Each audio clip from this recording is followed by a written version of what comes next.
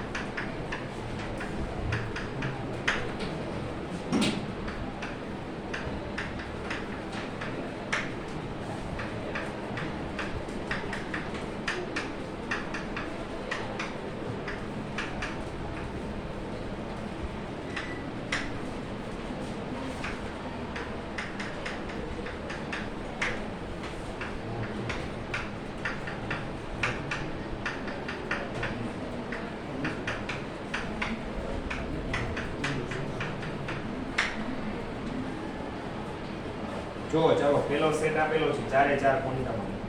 તમારે ત્રણ સેટની ચકાસણી કરવાની છે. પહેલા છેલ્લો છે તો સ્પિન ક્વોન્ટમ છે ને ms. એ માત્ર ઇલેક્ટ્રોનનું સ્પિન ભ્રમણ સૂચવે છે.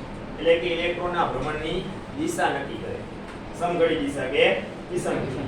જો ઇલેક્ટ્રોન ક્લોકવાઇઝ સમઘડી દિશામાં ભ્રમણ કરતો હોય તો એનું મૂલ્ય +1 આવે. વિષમઘડી દિશામાં હોય એન્ટી ક્લોકવાઇઝ તો -1 આવે. પણ ઈ તો કેમ ખબર પડે ઇલેક્ટ્રોન કઈ દિશામાં ભ્રમણ કરે છે? એ બેઠા બેઠા નક્કી થાય. ભલે ઇલેક્ટ્રોન સમઘડી દિશામાં ભ્રમણ કરવા લાગે તો એની રીતે જ ભ્રમણ કરતો હોય ને. પણ માઇક્રોસ્કોપ જો ઇલેક્ટ્રોન તો હોય ને ખબર પડે નહીં. આપણે જે મૂલ્ય આપેલું હોય એ સ્વીકારી લો. પણ આ ત્રણ ક્વોન્ટમાનના મૂલ્યો છે એ સેટ શક્ય હોય તો ms નું મૂલ્ય જોવાની જરૂર નથી. ઈ સેટ શક્ય છે એમ જ કહી દેવાનું. ચાલો રેડી બાબત આટલી. ચાલો પહેલામાં જોવો જોઈએ એમાં n બરાબર 0 l બરાબર 0 અને ml બરાબર 0 આ સેટ શક્ય છે? ના. બાકી ના. શા માટે? હે n નું મૂલ્ય 0 હોય તો l નું મૂલ્ય એના કરતા એક ઓછું હોવું જોઈએ ને? શું હોવું જોઈએ? -1 બરાબર ને? શું આ પહેલી વસ્તુ તો n નું મૂલ્ય 0 હોય જ નહીં. n શું છે? મુખ્ય ક્વોન્ટમાન છે જે ધન પૂર્ણાંક સંખ્યા દર્શાવે છે. એનું મૂલ્ય 1 થી ને સ્ટાર્ટ થાય. 0 મૂલ્ય શક્ય નથી. તો વિચારે એનું -1 નહીં.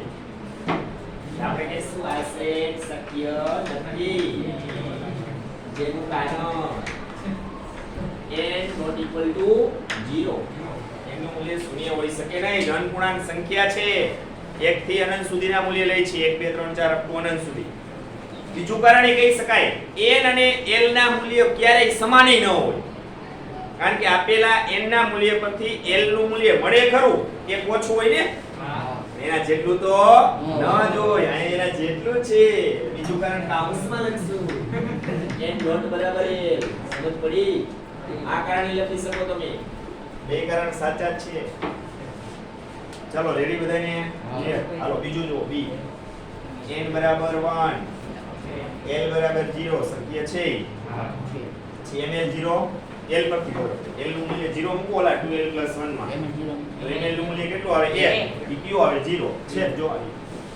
ml ના તો પછી શક્ય મૂલ્યમાંથી કોઈ એક આવી જાય ને તો યાદ પાડવાની આ સેટ શક્ય છે સ્પિન ક્વોન્ટમ નું મૂલ્ય જોવાની જરૂર નથી તો શક્ય છે તો કારણ આપવાની જરૂર નથી નેક્સ્ટ c માં જો શક્ય છે કેમ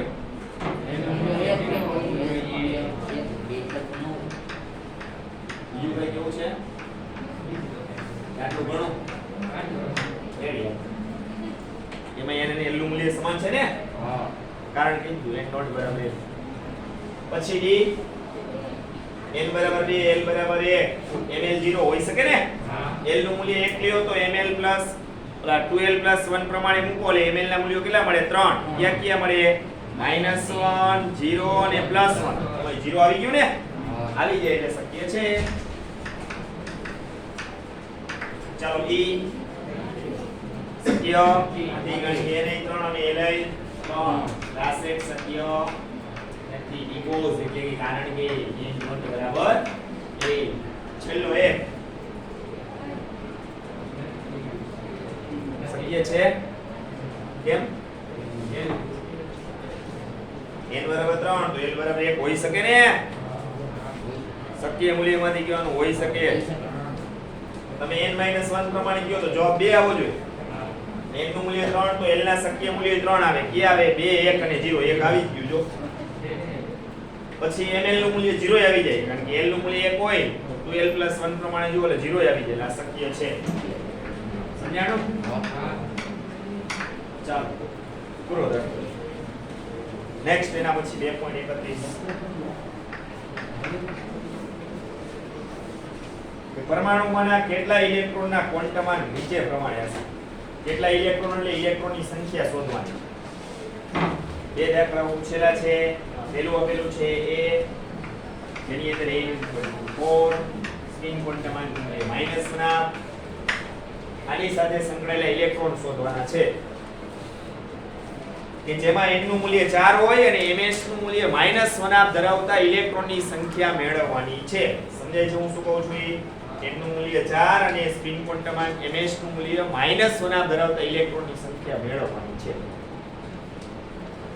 તો આપેલા n ના મૂલ્ય પરથી કક્ષકોની સંખ્યા મળે જેનું સૂત્ર કયું હતું n2 કક્ષકોની સંખ્યા શોધવાનું સૂત્ર n2 પૌલીના નિયમ પ્રમાણે દરેક કક્ષકમાં વધુમાં વધુ કેટલા ઇલેક્ટ્રોન ગોઠવાય 2 તો કક્ષકોની સંખ્યા પરથી ઇલેક્ટ્રોનની સંખ્યા શોધવાનું સૂત્ર મેં આપ્યું આને ગુણ્યા 2 કરી નાખો કે દરેક કક્ષકમાં વધુમાં વધુ કેટલા ઇલેક્ટ્રોન ગોઠવાય 2 2n2 સૂત્ર યાદ છે ને મેં લખાવ્યું ઇલેક્ટ્રોનની સંખ્યા શોધવાનું સૂત્ર સીધું આ 2n2 તો આ સૂત્ર મૂકી દે એને આપેલો છે બરાબર ને ચાલો લખશું આપણે કે ઇલેક્ટ્રોનની સંખ્યા બરાબર 2n2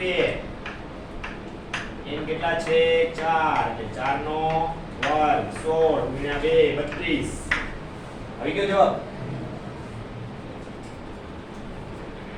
પણ આ તો n સાથે n બરાબર 4 સાથે સંકળાયેલ ઇલેક્ટ્રોન મેળવ્યો ms નો ઉપયોગ કર્યો ઉપયોગ થતો તો હોવો જોઈએ ને નો એનો થતો હોવો જોઈએ સાહેબ આમાં ગણ્યા નહીં તો આમાં નો ગણાય ms એવું ન હોય સ્પિન ક્વોન્ટમાંકનું મૂલ્ય -1 ધરાવતા ઇલેક્ટ્રોન સાથે સાથે લીધા છે તો આના માટે આપણે પૌલીનો નિયમ જોયો તો ત્યારે એ વૈજ્ઞાનિકે શું કીધું હતું કે દરેક કક્ષક એટલે એક ખાનું આપણે ધારી છે ને હા દરેક કક્ષક એટલે એક ખાનું આમાં વધુ કેટલા ઇલેક્ટ્રોન ગોઠવાય બે ઈ પણ કેવી રીતના ગોઠવાય કે જેથી એના સ્પિન ભ્રમણ પરસ્પર વિરુદ્ધ રહે એવી જ રીતના ગોઠવાય સ્પિન ભ્રમણ એકબીજાને સમાંતર રહે એવી રીતના ક્યારેય બે ઇલેક્ટ્રોન એક કક્ષકમાં ગોઠવાઈ શકે નહીં આવી જ રીતના ગોઠવાય એકનું સ્પિન ભ્રમણ ઉપર તો બીજાનું નીચે તો ઉપરનું છે એ સમઘડી દિશા તો એનું મૂલ્ય +1 નીચેનું વિષમઘડી દિશા તો એનું -1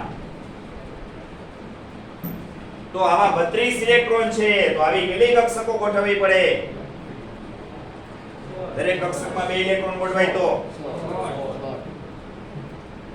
રેડી તો એમાંથી +1 મૂલ્ય ધરાવતા ઇલેક્ટ્રોન કેટલા 32 માંથી 16 અડધા જોઈને અડધાના મૂલ્ય કેવા હોય -1 તો એક ખાના ઉપરથી ખબર પડી ગઈ એક ખાનામાં બે ઇલેક્ટ્રોન એકનું મૂલ્ય +1 બીજાનું માઈનસ તો આવા કેટલા ખાના 16 તો 16 ઇલેક્ટ્રોન કેવા હોય +1 પડા 16 કેવા હોય -1 આપને કેવા પૂછ્યા છે -1 એટલે આ 32 ઇલેક્ટ્રોન માંથી 16 ઇલેક્ટ્રોન એવા હશે કે જેના માટે એના સ્પિન ભ્રમણ મૂલ્ય -1 હશે આ મુજબ કહી શકાય ને એક ખાના પરથી 16 ખાના તમે ચર્ચા કરી શકો બાકીના 16 એવા હશે કે એના માટે સ્પિન ક્વોન્ટમ મૂલ્ય કેટલું હશે +1 હશે સમજ પડીલા જવાબ નથી કારણ કે આ કઈ p1 નથી કોઈ ms નું મૂલ્ય n = 4 સાથે ડાયરેક્ટ તમે ઇલેક્ટ્રોન 32 કહી દો જવાબ ન થઈ ગયો આ ધ્યાનમાં રાખવાનું છે બરાબર ડિસ્કાઉન્ટ નથી કે n = 4 સાથે ms ડિસ્કાઉન્ટ જેમનો દાખલ લખશું આપણે પરંતુ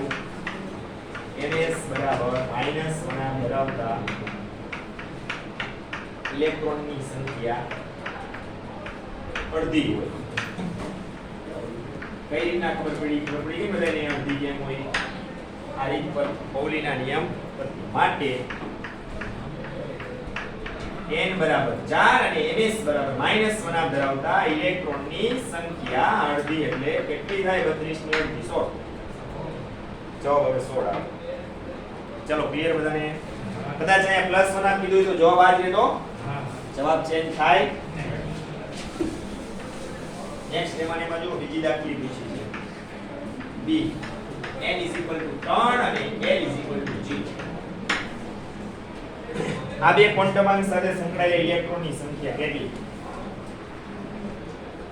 તો આમાં તમારે ચાર કક્ષકો s p d અને f આનો ઉપયોગ કરી અને ઇલેક્ટ્રોનની સંખ્યા કહેવાની છે તો s કક્ષક હોય તો એમાં વધુ કેટલા ઇલેક્ટ્રોન ગોઠવાય બે કારણ કે એનો કોઈ પ્રકાર નથી એક કક્ષક થઈને s પોતે એમાં વધુ બે જ ગોઠવે p કક્ષક છે તેના ત્રણ પ્રકાર છે દરેકમાં બે ઇલેક્ટ્રોન ગોઠવો એટલે 2 × 3 એમાં વધુ કેટલા ઇલેક્ટ્રોન ગોઠવાય 6 આ ભણાવી દીધો પૌલીના નિયમમાં d કક્ષક લ્યો તેના કેટલા પ્રકાર પડે 5 દરેકમાં વધુ બે ગોઠવો એટલે 5 × 2 એટલે 10 વધારે 10 ઇલેક્ટ્રોન ગોઠવાઈ શકે f કક્ષક લ્યો તેના 7 પ્રકાર 7 × 2 દરેકમાં બે ઇલેક્ટ્રોન ગોઠવો 14 ઇલેક્ટ્રોનનો સમાન f હોય તો આપણે કઈ કક્ષક છે એ તો ખબર પડી જશે ચલો l નું મૂલ્ય 0 છે કઈ કક્ષક s આગળ n = 3 એટલે કઈ કક્ષક 3s ચલો s કક્ષક હોવાથી આપણે ડાયરેક્ટ કહી દઈશું કે માટે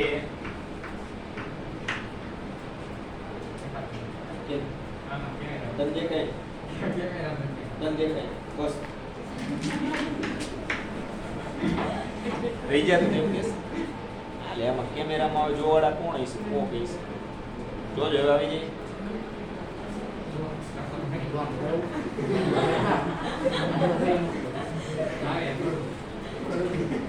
s કક્ષક છે ને એટલે એમાં વધુ કેટલા ઇલેક્ટ્રોન ગોઠવાય બે ઘણા શું કરે ખબર છે સાહેબ 3 અને s ગુણાકારમાં છે s કક્ષકમાં કેટલા ઇલેક્ટ્રોન ગોઠવાય બે એટલે આ બેનો ગુણાકાર કરે 3 × s ની જગ્યાએ એમાં કેટલા સમય બે એટલે 6 લખ ઈ તો લખે બાજુવાળા નહીં લખતા એનું તો દોરું થાય બાજુવાળા નહીં આવું નથી કરવાનું હો ખાલી એ તમારે કક્ષક જોઈ લેવાની b આવી ગયો તો l = 1 આપેલો તો 3p કક્ષક આવે ઇલેક્ટ્રોનની સંખ્યા કેટલી આવે 6 d કક્ષક આવે તો 10 f આવે તો 14 પછી અહીં n નું મૂલ્ય જે હોય એના રીતે ગુણાકાર આવો કઈ કરવાનો નથી એના રીતે કઈ લેવા દેવાનું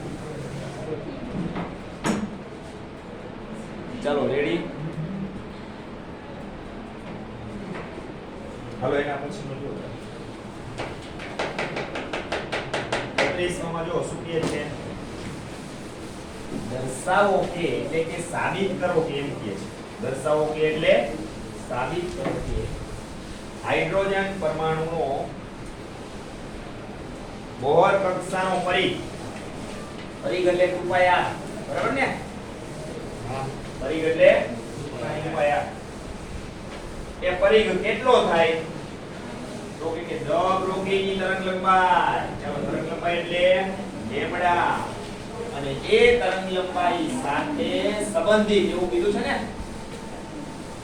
એ તરંગલંબાઈ સાથે સંબંધિત જે કક્ષા છે એ કક્ષામાં જે ઇલેક્ટ્રોન ભ્રમણ કરે છે એ કક્ષા અને તરંગલંબાઈ એ બેના સંકલન ગુણક જેટલું હોય છે. સંકલન ગુણક એટલે ગુણાકાર જેટલું. તો આપણે આવું સાબિત કરવાનું છે.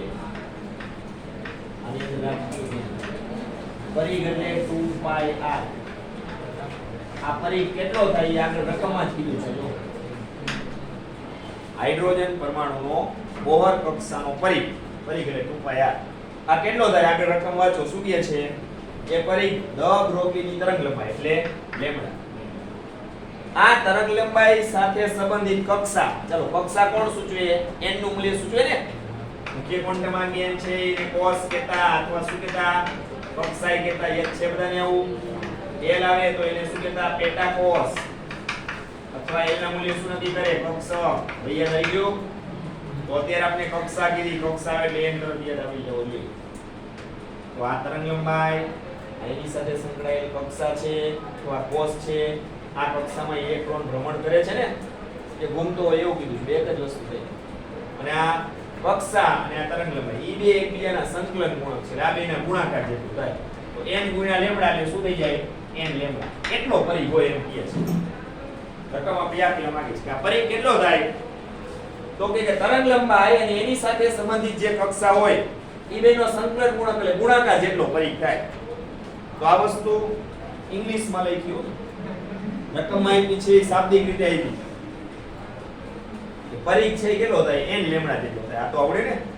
જો એમાં નવું નથી. તરંગલંબાઈ એટલે લેમ્ડા. એની સાથે સંબંધિત કક્ષા. કક્ષા કોણ સૂચવે? n નું મૂલ્ય. અને ઈ બે નો શું કીધો છે આગળ? એમાં ઇલેક્ટ્રોન જે ઘૂમે છે ઈ કેમાં? કક્ષામાં જ ઘૂમે ને? તો એનો સંકલન ગુણક છે. તો n અને n લેમ્ડા, n અને લેમ્ડા ઈ બેનો ગુણાકાર કરો કેટલો થાય? n પરિઘ કેટલો થાય? આને કઈ હું સમીકરણ કરીએ. હવે આપણે સાબિત એવું કરવાનું છે. આનો મતલબ એ થાય કે ઇલેક્ટ્રોન છે ઈ ચોક્કસ કક્ષામાં જ્યારે ભ્રમણ કરે છે ને ત્યારે એની સાથે જે તરંગલંબાઈ ઉત્સર્જિત થાય છે એ ચોક્કસ જ હોય. તો એને મેક્સવેલનો સિદ્ધાંત લાગુ પડે. ઇલેક્ટ્રોન વીજભારિત કણ છે. હા, જે માર્ગ પર ગતિ કરે છે અહીંયા પ્રવેગિત થશે. પોતાના માર્ગની આસપાસ ક્રમિક રીતે વિદ્યુતીય અને ચુંબકીય ક્ષેત્ર ઉત્પન્ન કરશે. અમુક સમય જતા આ વિદ્યુતીય અને ચુંબકીય ક્ષેત્ર જોડાય અને તરંગ સ્વરૂપમાં ફેરવાઈ જશે. અને આપણે કહેતા આવી રીતના કે દરેક જે બે કક્ષકો છે એમની વચ્ચેનો આ જે ભાગ છે ને ખાલી એ ઇલેક્ટ્રોનની તરંગ પ્રકૃતિ ગોઠવાયેલી હોય. એ શું? ઇલેક્ટ્રોનની તરંગ પ્રકૃતિ ગોઠવાયેલી. એટલે કે ઇલેક્ટ્રોનને તરંગ લંબાઈ છે. તરંગ પ્રકૃતિ ધરાવે છે એટલે એને તરંગ લંબાઈ હોય ને? તો ઇલેક્ટ્રોનને તરંગ પ્રકૃતિ છે એ બાબતની શોધ અને પુરાવાઓ કોને આપ્યા હતા? દ બ્રોગલીએ અને હાઇઝનબર્ગે. દ બ્રોગલી અને હાઇઝનબર્ગ પહેલાની બાબત તમે ધ્યાનમાં લ્યો તો ઇલેક્ટ્રોનને માત્ર કણ પ્રકૃતિ છે. શા માટે દળ ધરાવે છે એ ખબર હતી. ઇલેક્ટ્રોન ત્યાં સુધી માત્ર કણ પ્રકૃતિ ધરાવે છે એવું જ માનવામાં આવતું. પણ જેવો દ બ્રોગલી અને હાઇઝનબર્ગ આવ્યા એને આ બાબતનો ઊંડાણપૂર્વક અભ્યાસ કર્યો અને ઇલેક્ટ્રોનની તરંગ પ્રકૃતિ છે એની શોધ કરી અને એને દર્શાવ્યું કે ઇલેક્ટ્રોન તરંગ લંબાઈ ધરાવે છે માટે એને તરંગ પ્રકૃતિ પણ હોવી જોઈએ. એટલા માટે દરેક બે કક્ષકો વચ્ચે કે કક્ષાઓ વચ્ચે આપણે જગ્યા રાખી છે. શા માટે છે? નહીંતર એક કક્ષા ઉપર બીજી કક્ષા ગોઠવાયેલી હોવી જોઈએ ને? ન ગોઠવાઈ શકે. કારણ કે દરેક માર્ગમાં ચોક્કસ માત્રામાં ઇલેક્ટ્રોન છે એ ફરે છે. કઈ કક્ષા છે કયો માર્ગ છે ઇલેક્ટ્રોન રચના ઉપર આધારિત હોય ને? 1s2 2s2 એ પ્રમાણે હોય. ઇલેક્ટ્રોન છે એમાં ફરે ત્યારે પોતાની આસપાસ ચોક્કસ તરંગ લંબાઈ છે એ ઉત્સર્જિત કરે છે. એ ચોક્કસ કક્ષામાં હોય કે તરંગ લંબાઈ એની સાથે ચોક્કસ જ સંકળાયેલી હોય. ના જુદા જુદા માર્ગ છે એમાં n નું મૂલ્ય કેવું છે?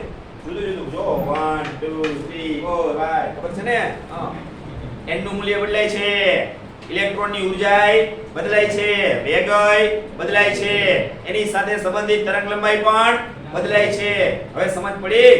પણ જે માર્ગ પર હશે અથવા જે કક્ષામાં હશે ત્યાં તો એની તરંગ લંબાઈ કેવી હશે? કોઈ ચોક્કસ જ હશે ને. એની સાથે સંબંધિત તરંગ લંબાઈ છે એ કોઈ ચોક્કસ જ હશે. અને એ કેટલી મળે? એના પરિઘ જેટલી મળે. આવું કીધું છે. હવે આપણે એક બોહરની અભિધારણા જોવાની છે. બોહર એક અભિધારણા એટલી કોણીય વેગમાન વાળી. આ કોઈની યાદ છે તો મને કહો. મને યાદ નથી, ભૂલાઈ ગઈ, કારણ કે મેં ઓનલાઈન ભણાવી તો પછી ખબર નથી. કોઈ યાદ છે? બોહરની એક અભિધારણા હતી કોણીય વેગમાન માટે. કોઈને ખ્યાલ હોય તો મને કહો. ચિત્ર આગળ નહીં ચાલે આજે. જવા દે.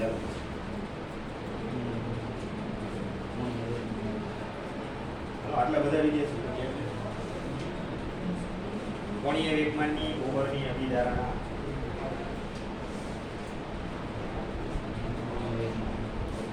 ઇલેક્ટ્રોન જ્યાં આવે ભ્રમણ ન કરે, જ્યાં આવે ત્યાં ગતિ ન કરે. ઇલેક્ટ્રોન માત્ર ને માત્ર એવી કક્ષાઓમાં જ પરિભ્રમણ કરી શકે કે જ્યાં તેનું કોણીય વેગમાન બોલે તો mvr કેટલું હોય? NH/2π જેટલું હોય. આપણે ભણ્યા હતા કોણ ભણ્યા? સે ઓનલાઈન માં ભણ્યા, ઓફલાઈન માં તો નહીં ને. આ બરાબર. ઇલેક્ટ્રોન છે એ માત્ર એવી કક્ષાઓમાં જ ભ્રમણ કરી શકે જ્યાં તેનું કોણીય વેગમાન, જેને શેના વડે દર્શાવતા? mvr વડે. એ કેટલું હોય? NH/2π જેટલું હોય. અમે સમજાવ્યું હતું કેવી રીતે. હવે ધારી લો કે ઇલેક્ટ્રોન પ્રથમ કક્ષામાં ભ્રમણ કરે તો એનું બરાબર શું લેવાનું? 1. ઇલેક્ટ્રોન પહેલી કક્ષામાં પરિભ્રમણ કરતો હોય તેનું કોણીય વેગમાન કેટલું થાય બોલો? એની જગ્યાએ મૂકી દો h/2π જેટલું. બીજી કક્ષામાં ભ્રમણ કરે તો એની જગ્યાએ 2 મૂકી દો. 2 ઉડી જાય તો એનું કોણીય વેગમાન કેટલું થાય? h/π જેટલું. જો ઇલેક્ટ્રોન ત્રીજી કક્ષામાં ભ્રમણ કરતો હોય તેનું કોણીય વેગમાન 3h/2π જેટલું. ચોથી કક્ષામાં ભ્રમણ કરે તો 2h/π જેટલું. પાંચમી કક્ષામાં ભ્રમણ કરતો હોય તો 5h/2π જેટલું. આવું બધું આયરે શીખડાઈ યાદ હોય. યાદ આવ્યું? તો આ વસ્તુ એ જ કહે છો કે ઇલેક્ટ્રોન છે એ કોઈ ચોક્કસ માર્ગ પર જ ગતિ કરી શકે જેનું કોણીય વેગમાન આટલું થતું. આ જ કહે છે ઇલેક્ટ્રોન છે એ કોઈ ચોક્કસ માર્ગ પર જ ગતિ કરે છે કે જેની સાથે સંકળાયેલી તરંગ લંબાઈ ચોક્કસ હોય. બધી વસ્તુ એક જ થઈ. મારે ટૂંકમાં કહેવાનો મીનિંગ એ છે આ સૂત્ર પરથી આ સૂત્ર લઈ આવો. સમજાઈ ગયું? આ બે સૂત્રનો મીનિંગ એક જ થાય છે. ઇલેક્ટ્રોન આવી જ કક્ષામાં પરિભ્રમણ કરી શકે જેનું કોણીય વેગમાન આટલું થાય. આનો મતલબ એમ થાય કે ઇલેક્ટ્રોન આવી જ કક્ષામાં પરિભ્રમણ કરી શકે જેનું પરિઘ આટલું થાય. બે એક જ વસ્તુ નો થઈ. આના બરાબર લખી શકાય ને? ખલાસ, સાબિતી મળી ગઈ. મેળવી કેમ? તો આ તરંગ લંબાઈ છે. કોને આપી? The probability lambda is equal to h/mv. યાદ આવ્યું આ સૂત્ર? આ સૂત્ર છે જેને સમીકરણ નંબર 2 આપ્યું.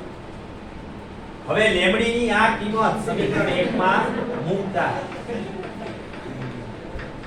ચાલો લેમ્બડા ની જગ્યાએ હું શું મૂકી દઉં? h/mv. સમજાણું? લેમ્બડા ની આ કિંમત છે h/mv અહીંયા મૂકી દીધી. ઓલું સમીકરણ આવી જશે ને? mv ને આ બાજુ લઈ આવી, આ ને રાખે. 2π ને આ બાજુ લેવલ આવી ગયો. mv આ થઈ ગયું કોણીય વેગમાન nh. આ 2π ને આમ લઈ આવો એટલે છેદમાં આવી જાય. સાબિતી આવી ગઈ. વાત કરી દાખલો પૂરો લખી નાખો. થોડુંક વિચારવાનું બીજું કાંઈ સમજવું પડે એવું છે, કારણ કે એના શબ્દ રચના એવી એટલી છે ભૂકા કાઢી નાખી. સમજો તો એ ઘણું સમજાવે છે. એક વાક્ય એક નહીં. ન સમજો તો કાંઈ નથી સમજાવે. ન સમજાય છે તો મગજ નથી.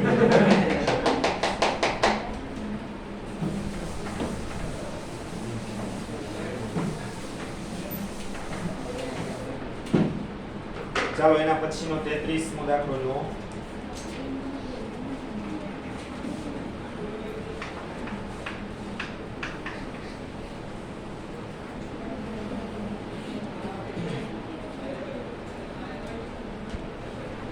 જો એમાં શું કહે છે? હાઇડ્રોજન વર્ણપટનું ક્યુ સંક્રમણ. સંક્રમણ કોને કહે? પેલા કયો ઇલેક્ટ્રોનનું એક કક્ષામાંથી બીજી કક્ષામાં જવું. આના માટે આપણે કયો શબ્દ પ્રયોગીએ છીએ? તો હાઇડ્રોજન માટે તો આપણે એનું સંક્રમણ મેળવવાનું છે, શોધવાનું છે. જો કીધું ક્યુ સંક્રમણ, ઘણી તામ લખ્યું ક્યુ સંક્રમણ મેળવવાનું કીધું છે. આવી રીતના ગુજરાતીમાં પ્રશ્ન પૂછે, ઇંગ્લિશમાં ક્યુ બરાબર 4 લખી એટલે મેળવવાનું કીધું છે. તમારે હાઇડ્રોજન પરમાણુ માટે એનું સંક્રમણ મેળવવાનું છે. ni બરાબર શું અને એની સાથે સંલગ્ન અને સંકળાયેલ એને બરાબર શું. આવી ગયું સંક્રમણ. એના n1 q n2 q હોય ચાલે. n1 અને n2 નું મૂલ્ય અથવા ni અને nm કે હાઇડ્રોજન પરમાણુનો ઇલેક્ટ્રોન કઈ કક્ષામાંથી કઈ કક્ષામાં જાય છે એ મેળવવાનું છે. કે જેની તરંગ લંબાઈ એ હાઇડ્રોજનનો ઇલેક્ટ્રોન આયા કઈ કક્ષામાંથી કઈ કક્ષામાં જાય, આમાંથી આમાં જાય ત્યારે જે તરંગ લંબાઈ ઉત્સર્જિત થાય કે મળે, બરાબર. આ તરંગ લંબાઈ કેના જેટલી હશે? હિલિયમ જેટલી. કેના જેટલી? હિલિયમના સંક્રમણ જેટલી. આખો શબ્દ એવો હોય.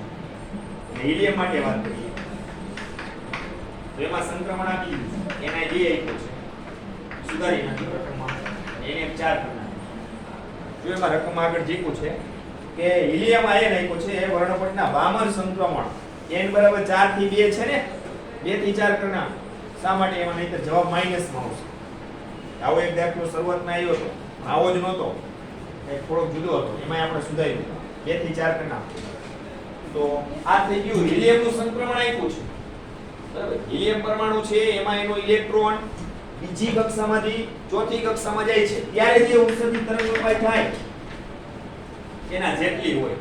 એટલે કે આ તરંગ લંબાઈ કેના જેટલી હોય? હાઇડ્રોજન જેટલી હોય. એટલે આ બે સમાન છે. તરંગ લંબાઈ બેમાં સરખી આવી ગઈ. જો છેલ્લે કહી દીધું છે એવું છે ને કે એના જેટલી તરંગ લંબાઈ ધરાવતું હશે. એટલે ટૂંકમાં આયા જે તરંગ લંબાઈનું મૂલ્ય આવે એટલી તરંગ લંબાઈ આયા છે. તરંગ લંબાઈમાં ફાડી નાખો ને બેમાં સમાન લખી દો. તમને એને ગોટાળવાનું.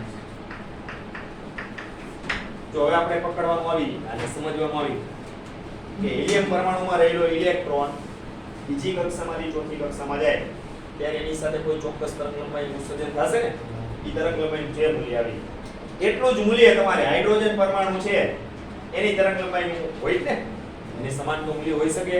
પણ ક્યુ સંક્રમણ આવે ત્યારે એ તરંગ લંબાઈ હિલિયમ જેટલી ધરાવતું હોય. હાઇડ્રોજનનું ઈ સંક્રમણ આપણે શોધવાનું છે, મેળવવાનું છે. બસ આ કહેવા માંગે છે. હવે ખ્યાલ આવ્યો?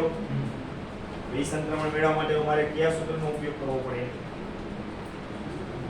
પછી તરંગ લંબાઈ સંકળાયેલી છો તો પહેલા આપણે કોઈ ચોક્કસ કક્ષામાં ઇલેક્ટ્રોન ભ્રમણ કરતો હોય તો એની સાથે સંકળાયેલી ઊર્જા શોધવાનું સૂત્ર હતું જ કક્ષા સાથે.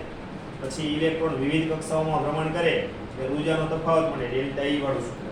વિડબર્ગના કાર્ય છે બ્રેકેટમાં 1/ns2 -ns2. પછી ડેલ્ટા ઈ બરાબર h nu લખી શકાય. એમાંથી આવૃત્તિનું સૂત્ર મળતું. પછી આવૃત્તિ nu બરાબર c પણ લેમ્ડા મૂકતા એમાં સાદરૂપ આપી એમાંથી તરંગ લંબાઈ મળતી. પછી તરંગ લંબાઈનો વ્યસ્ત કરતા તરંગ સંખ્યાએ મળતી. તરંગ લંબાઈનો વ્યસ્ત કરતા તો તરંગ સંખ્યાએ મળતી. તો એ બધુંય સૂત્ર એક સૂત્રમાં ભેગું આ રીતના દર્શાવી શકાય. એક સૂત્રમાં આપ્યું પણ મેં તમને બધું છૂટું છૂટું બનાવ્યું. કેવું છૂટું? તરંગ સંખ્યાનું સૂત્ર આવું હોય. અત્યારે આપણે પરમાણુ ક્રમાંકને ધ્યાનમાં લેવો પડશે. આ z² નો આવતો. એ સૂત્રમાં z² મૂક્યો નહોતો. z પરમાણુ ક્રમાંક સૂચવે છે. ખરેખર ધ્યાનમાં લેવો પડે. કારણ કે ત્યારે જે સૂત્ર આપ્યા હતા ને બોહરે એ માત્ર ને માત્ર હાઇડ્રોજન પરમાણુ માટેના હતા. અને હાઇડ્રોજનિયા માટેનો પરમાણુ ક્રમાંક કેટલો છે? z બરાબર 1. હવે 1 મૂકો કે ન મૂકો કાઈ ફેર પડે ના. z ની જગ્યાએ 1 મૂકો તો 1 નો વર્ગ 1 જ થાય. એટલે આપણે z² ને ક્યાંય સૂત્રમાં દર્શાવ્યો. અત્યારે જો એક હિલિયમ છે ને એનો પરમાણુ ક્રમાંક બદલાઈ જાય, એક સિવાયનો આવે તો ધ્યાનમાં લેવો પડે ને. એટલે મેં z² ને અત્યારે હાજર કર્યું. અત્યાર સુધી ગેરહાજર હતું, ઘરે હાજર. હવે અહીં સૂત્રમાં હાજર છે. આ સૂત્રનો ઉપયોગ કરીશું. પહેલા હાઇડ્રોજન માટે પછી હિલિયમ માટે બે સમીકરણો મળશે. પછી બે સમીકરણો આપણે એકબીજા સાથે સરખાવી દઈશું. એટલે હાઇડ્રોજનનું સંક્રમણ મળી જશે. કામ શું કરવાનું છે ખબર પડી ગઈ? જેવું બોલ્યું બધું બારોબાર ગીત બોલો. ન સમજાણું તો હજી એકવાર સમજાવો. એમ છતાંય ન સમજાય તો દાખલાને તમને પૂછજો. એ લખવા માંડો છે હાઇડ્રોજન માટે પૂરો થાય એટલે સમજી જશે. હાઇડ્રોજન માટે પરમાણુ ક્રમાંક Z બરાબર હાઇડ્રોજન માટે 1. ચાલો સંક્રમણ તો મેળવવાનું છે ને એટલે પ્રશ્નાચિહ્ન કરશું. બેને જોડીમાં જ રાખશું. સંક્રમણ છે એટલે વચ્ચે જો અન્ય શબ્દો લીધો છે. Ni અને Nm હાઇડ્રોજન પરમાણુ માટે તો શોધવાના છે ને. પ્રથમમાં પહેલા જ જીકું છે આપ્યું છે કે હાઇડ્રોજન વર્ણપટનું કયું સંક્રમણ એ તો મેળવવાનું. તમે અહીંયા N1 અને N2 દર્શાવી શકો. N1 અને ચાલો હવે આ સૂત્ર મૂકો. તરંગ સંખ્યા ન્યુબાર 4 એટલે માટે કોના માટે? હાઇડ્રોજન માટે. H2 માટે. દ્વિપરિમાણીય અણુ છે ને હાઇડ્રોજન. એકલો સ્થાયી નથી, H2 અણુ સ્વરૂપે સ્થાયી છે. કેના માટે છે લે બાકી જરૂર નથી.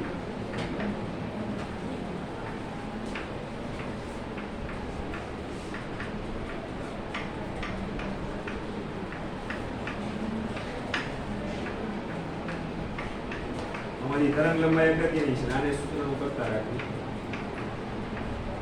Z કેટલા છે? 1 નો વર્ગ શું થાય? નો લખવું તો ચાલે.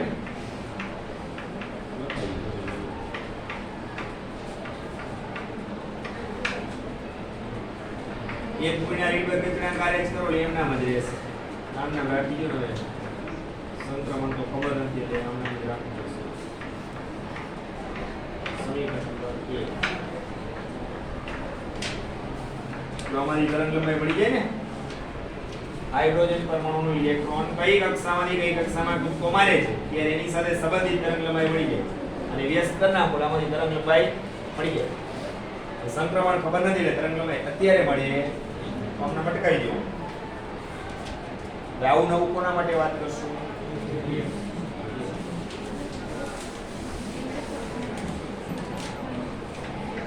ચલો હિલિયમ એટલે He. આ હિલિયમ માટે પરમાણુ ક્રમાંક Z 2. સંક્રમણ આપ્યું છે Ni 2 Nm 4. શું કર્યું ને? 4 થી 2 હતું. અહીંયા શું કર્યું? 2 થી 4. તરંગ સંખ્યાની વાત 4 એટલે માટે કોના માટે? હિલિયમ માટે is equal to 1/λ રેગ્યુલર અચળાંક RH into Z square કૌંસમાં 1/Ni square minus 1/Nm square plus 2. ચાલો આમાં તરંગ લંબાઈને જ આપણે મહત્વ આપીશું કારણ કે બેયમાં તરંગ લંબાઈ સમાનની વાત કરી હતી. રેગ્યુલર અચળાંક RH કેટલો? 2 નો વર્ગ કેટલો થાય? 4. Z નું મૂલ્ય કેટલું છે? 2. એટલે સીધો વર્ગ છે એટલે સીધો કરી નાખો. 2 નો વર્ગ 4. બ્રેકેટમાં 1/Ni કેટલો? 2 એનો વર્ગ છે. 2 નો વર્ગ 4 માઈનસ 1/Nm કેટલો? 4 એનો વર્ગ છે એટલે શું થઈ જાય? હવે શું કરશું? સાદું કરશું. આ 4 છે એકવાર આને ગુણે એકવાર આને ગુણે તો શું થાય? 4 * 4 આને ગુણે એટલે 4 * 16. તો આવડે બધાની 4 * 4 કરો એક જવાબ આવે. છેદમાં કાઈ નો એક લખાય દશમમાં લખવા. 4 * 16 એટલે 1 ના છેદમાં 4. આ સાદું લખ્યું છે તો એમને લખવું પડે ને બધે. આમાં કોઈ કે પ્રશ્ન નથી ને? આને આપી દે સમીકરણ. આને આમના રાખી દો. ચાલો એ સાદું વાપરી બોલે. હાલો હવે શું કરાય? સમીકરણ 1 અને 2 ને સરખાવતા. સમીકરણ 1 અને 2 ને સરખાવતા. તો સમીકરણ 1 ની અંદર ડાબી બાજુ 1/λ છે. સમીકરણ 2 માં ડાબી બાજુ λ છે. તો હવે ઈ બે તો નીકળી જાય ને. સમીકરણ 1 માં જમણી બાજુ શું છે? આ ભાગ છે. સમીકરણ 2 માં જમણી બાજુ આ ભાગ છે. ઈ બે એકબીજાની બરાબર લખી શકાય ને? વાસણ ખખડાવવામાં મારે ઘરે મુકટવાના બાકી છે.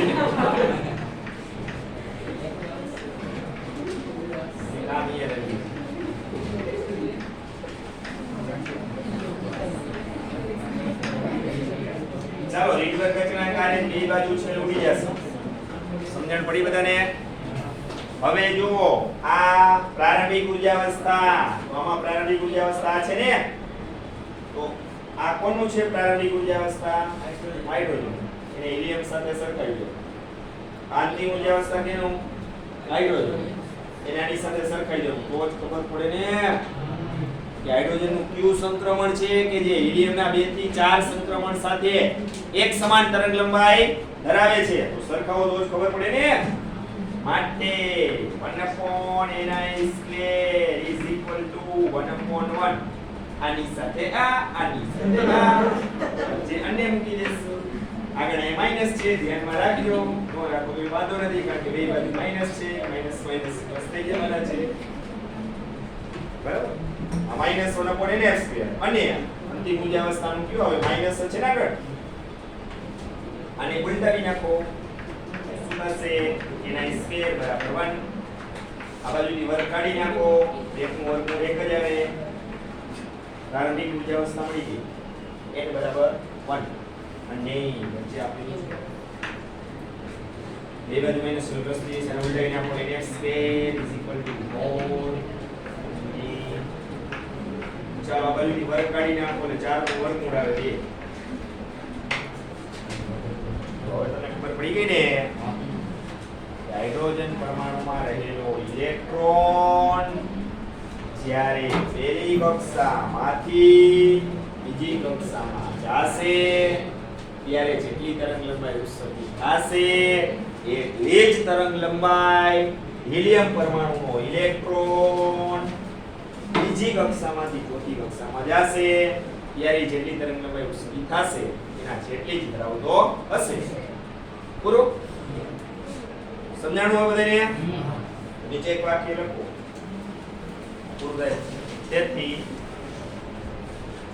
તેથી હાઇડ્રોજન માટે સંક્રમણ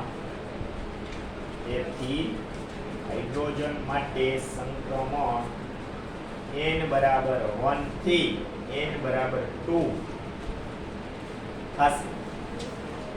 n = 1 થી n = 2 થશે અથવા n = 1 થી n = 2 થશે એવું લખો તો વાંધો. ચાલો મળી ગયું ને હાઇડ્રોજન નું સંક્રમણ. રેડી આપો. નેક્સ્ટ એના પછીનો 34મો દાખલો જો. આમાં કોઈને કઈ ક્વેરી ડાઉટ પ્રશ્ન પૂછી શકો હે?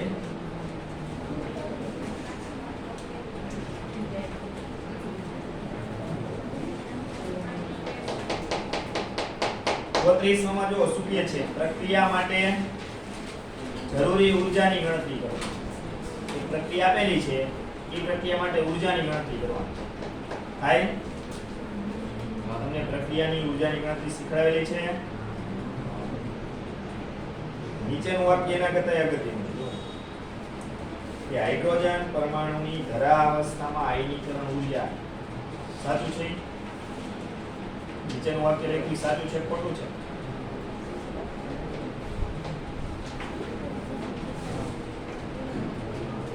જો આપણા માટે નીચેનું વાક્ય આપેલું છે ને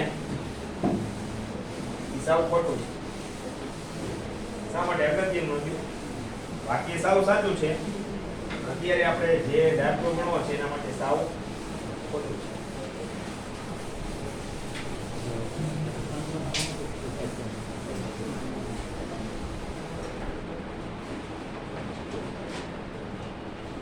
આયનીકરણ ઊર્જા એટલે ઇલેક્ટ્રોનને દૂર કરવા આપવી પડતી ઊર્જા.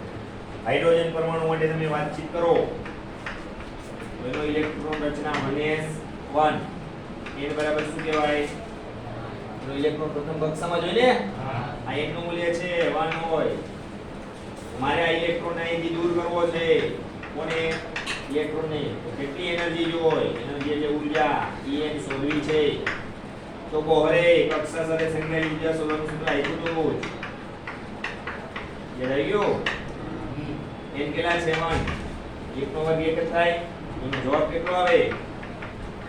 રીડબર્ગ અચળાંક કેટલો? જો રકમમાં એટલો છે 1.18 ગુણ્યા 10⁻18 . આગળ માઈનસ નથી મૂક્યા. એ તો આપણે ખબર જ છે. કે ઇલેક્ટ્રોનની ઊર્જાનું મૂલ્ય હંમેશા ઋણ જ હોય. ઘણા લોકો ધન મૂક્યું છે, કાંઈ વાંધો. શા માટે? કારણ કે મેં એક વાક્ય તમને શીખવાડેલું છે કે કેન્દ્રથી અનંત અંતરે ઇલેક્ટ્રોનની ઊર્જા શૂન્ય ગણવામાં આવે છે.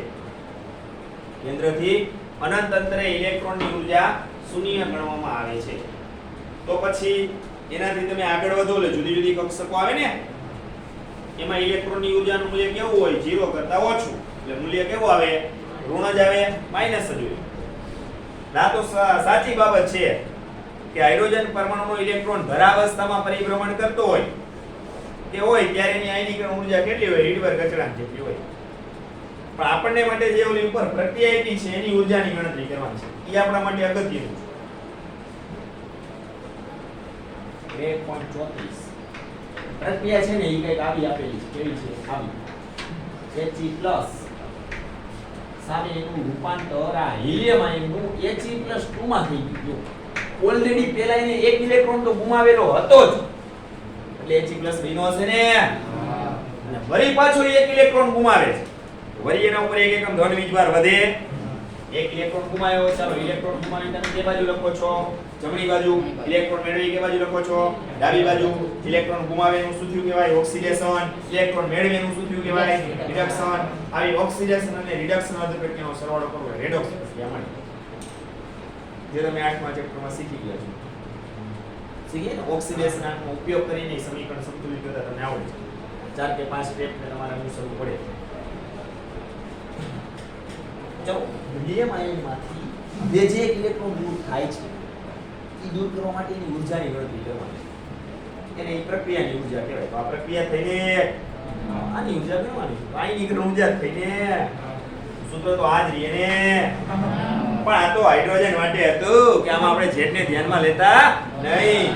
આ તો હિલિયમ ઉડાડો છે તો એનો પરમાણુ ક્રમાંક તો જુદો છે ને. તો આમાં Z ને દાખલ કરવો પડશે ને, આટલા જણાવવા પડશે ને. હા, આમાં Z શું ધ્યાનમાં લઈશું. જો આ સૂત્ર બધેય ચાલે, આ જ યાદ રખાય. હાઇડ્રોજન માં ચાલે, કારણ કે હાઇડ્રોજન માં Z બરાબર શું આવે? 1/1 થાય એટલે આપણે 1/n² સીધું લેતા. ખરેખર હાઇડ્રોજન સિવાયના પરમાણુ આવે તો આપણે બોરની અભિધારણા પૂરી કર્યા પછી કીધું હતું હાઇડ્રોજન સિવાયના પરમાણુ કે આયનો કે ઘટકો માટે કક્ષા સાથે સંકળાયેલી ઊર્જા શોધવાનું સૂત્ર આ. એવી જ રીતના કક્ષા સાથે સંકળાયેલી ત્રિજ્યા શોધવાનું સૂત્ર એમાંય Z ને દાખલ કર્યું. છેદમાં તો Z ભૂલાઈ ગયું. n² એ 0 છેદમાં Z લેતા. યાદ આવ્યું? હવે આ સૂત્રનો ઉપયોગ કરશું. Z તો આમાં ખબર છે, n ખબર છે, હિલિયમ છે તો Z બરાબર શું આવે? 2. n ક્યાં? n છે આમાં. હા, હિલિયમ છે તો હિલિયમની ઇલેક્ટ્રોન રચના શું છે? 1s2. એમાંથી એક ઇલેક્ટ્રોન તો ઓલરેડી દૂર થઈ ગયો છે તો વધે શું? 1s1. તો આનું રૂપાંતર શેમાં થઈ ગયું? 1s1 આવે તો He+ માં. ચાલો He+ આયન હોય તો એની ઇલેક્ટ્રોન રચના જ થાય ને. 1s1 આવા દાખલાઓ પડી ગયા, 1 2 નાના હતા આગળ. તો અહીંયા હું શું લખું? 1s1. અહીંયા શું લખું? દોરું 0. શા માટે? એક ઇલેક્ટ્રોન હતો એને ગુમાવી દીધો. જો આ હવે કક્ષક શું થઈ ગઈ? ખાલી ને. અને આમે એની પાસે કેટલા ઇલેક્ટ્રોન હતા? બે ગુમાવી દીધા. તો જે He+2 માં રૂપાંતર થયું હોય ને, બે ઇલેક્ટ્રોન ગુમાવ્યો. હવે એની પાસે એક ઇલેક્ટ્રોન બે એટલે 0. રેડી? તો આયા હિલિયમ પરમાણુને બે ઇલેક્ટ્રોન વારાફરતી ગુમાવેલા છે. આપણે તો આજે છેલ્લો ઇલેક્ટ્રોન ગુમાવ્યો બીજો, એની ઊર્જા શોધવાની. તો પેલો એને ગુમાવ્યો તો એની ઊર્જા વધારે હોય કે આ? કયો ઇલેક્ટ્રોન દૂર કરો સરળ? પેલો કે આ બીજો? શું કીધું? શું વિચાર? વિચારો આવો પછી શું થાય? ઊર્જા થયું એમ. હા, એ ને કક્ષક થયું. કક્ષક તો એક જ છે ને, 1s માં બે છે ઊર્જા સરખ્યું એમ કીધું.